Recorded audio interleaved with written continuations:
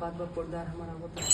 काका दुगो बांस के जरूरी रहला मरई छावे के बा रे बुड़बक बांस बा कहाँ रोलक जौन कोट के कुरवा के ओमे खादर डलवैले बनी ना हो पाई बांस बबुआ ना हो पाई ना ना ना ना ना हो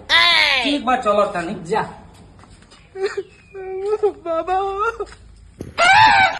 काका का भइल रे बबुओ एगो बांस के जरूरी होला बाबा मोर को 50 बनाए दो इहो सब बात में पूछे आवे के चाहिए एगो का जा 5 गो काट ल तू बांस काट ली हाँ जा एगो धोजो खाती में काट लिए पता खा नहीं ठीक बा बाबा जा मोइन चो तो ई सब काम में नु सामान देवे के चाहिए तो हई छावे की तो हई छावे पर मिला पकौड़ी बनाओ पकौड़ी पटदार में मोड़ल बड़ा सो